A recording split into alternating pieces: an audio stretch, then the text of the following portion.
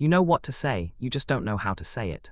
Or maybe you know how to say it, but you're standing there blanking on what comes next. Or worse, you nailed the content, but your delivery fell flat and no one remembers a word. This happens because most of us think communication is one thing. It's not. It's 5. This is Reclaiming Rhetoric. Today, we're breaking down the 5 Canons of Rhetoric, the complete system the ancient world used to turn an idea into a powerful speech. And here's what makes this framework brilliant. It's still the backbone of every TED Talk, every campaign speech, every well-designed presentation you've ever seen. The 5 canons are invention, arrangement, style, memory, and delivery. Think of them as stages, each one builds on the last. Skip one and your message weakens. Let's go through them. Canon 1, Invention. This is where you figure out what to say. Invention doesn't mean making things up. It means discovering your arguments, finding your evidence, deciding which appeals to use. In classical rhetoric, this was the research and brainstorming phase. You'd ask, what's my goal? Who's my audience? What will persuade them? You'd also decide which of the 3 appeals to emphasize.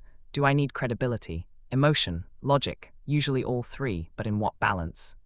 Today, invention looks like outlining your ideas, gathering your data, and thinking through your argument before you write a single word. It's the what do I actually want to say stage. Most people skip this, they start writing immediately, and that's why their message wanders. Invention is where you get clear. Canon 2, Arrangement. Now you know what to say. Arrangement is deciding the order. In ancient Greece and Rome, they had specific structures for speeches. You'd start with an introduction to grab attention, then you'd present your case, then you'd address counterarguments, then you'd conclude with a strong closing. The Greeks called this taxis, the ordering of ideas for maximum impact.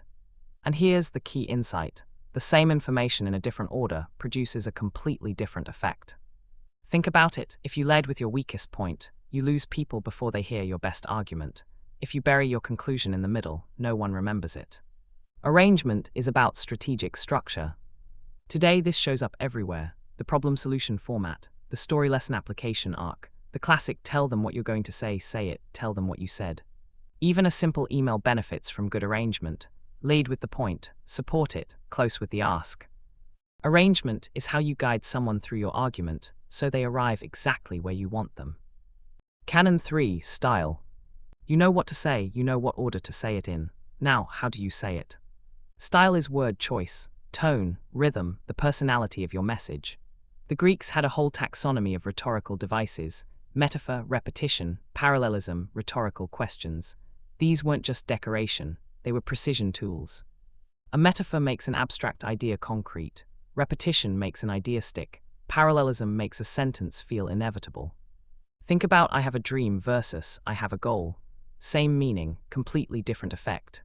Or consider, ask not what your country can do for you, ask what you can do for your country. That's chiasmus, a reverse structure that makes the idea feel balanced and powerful. Style is what makes your message memorable. Today, this shows up in everything from marketing copy to how you phrase a text message. The difference between we should probably meet and let's meet is style. One is tentative, one is direct. Style is choosing words that match your message and your audience. But here's the warning: style without substance is just noise. You still need invention and arrangement. Style is the polish, not the foundation. Canon 4, Memory. This one surprises people. Memory. In the ancient world, speeches weren't read, they were performed. You had to remember everything.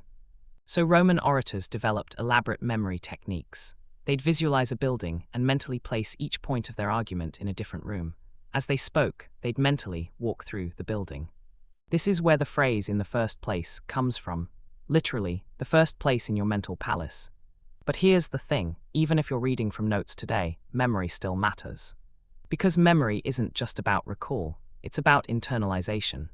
If you've really internalized your message, if you know it so deeply you could reconstruct it from memory, then you're free to adapt, to respond, to be present with your audience instead of glued to your script. Memory is what separates someone reading slides from someone actually communicating.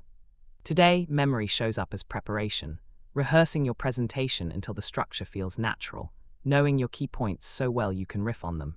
It's the difference between "I need to check my notes" and "let me tell you." Canon 5, Delivery. You've figured out what to say, how to structure it, how to phrase it, and you've internalized it. Now comes the moment of truth, actually saying it. Delivery is everything that happens when you open your mouth. Your voice, your pacing, your gestures, your eye contact. Because here's the reality. The same words delivered differently produce completely different results. I'm fine said with a smile, you're fine. I'm fine said through clenched teeth, you're not fine. Delivery is how your audience experiences your message. In ancient times, orators trained in voice projection, gesture, facial expression. They understood that communication is physical. Today, delivery still matters, even in writing.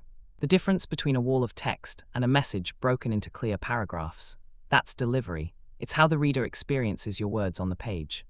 In a presentation, delivery is your tone of voice, your body language, whether you're making eye contact or staring at your slides. In a video, it's pacing, visuals, how you guide attention. Delivery is the final 20% that makes or breaks the other 80%. Here's why this framework matters. Most people focus on only one or two of these canons and wonder why their communication falls flat. They spend hours on style, perfecting every word, but they skipped invention, so the argument is weak. Or they've got brilliant ideas but terrible delivery, so no one pays attention. Or they arrange everything beautifully but never internalized it, so they're just reading robotically. The 5 canons work together, they're a system. Invention gives you substance. Arrangement gives you structure. Style gives you clarity and impact. Memory gives you ownership. Delivery gives you presence. Miss one and you weaken the whole message. So here's the question to ask yourself. Which canon are you neglecting? Are you skipping invention and just winging it? Are you ignoring arrangement and hoping people will follow your scattered thoughts? Are you using flat, forgettable language when style could make your point stick? Are you underprepared, reading word for word because you didn't internalize? Or are you delivering poorly, great content, terrible presentation? Most of us have a weak link. The 5 canons show you where it is. Because here's the truth, communication isn't magic, it's a process. And the same process that built the greatest speeches in history still works today. Whether you're writing an email, giving a presentation, recording a video, or just trying to make your point in a conversation, you're using these 5 canons. The only question is whether you're using them deliberately.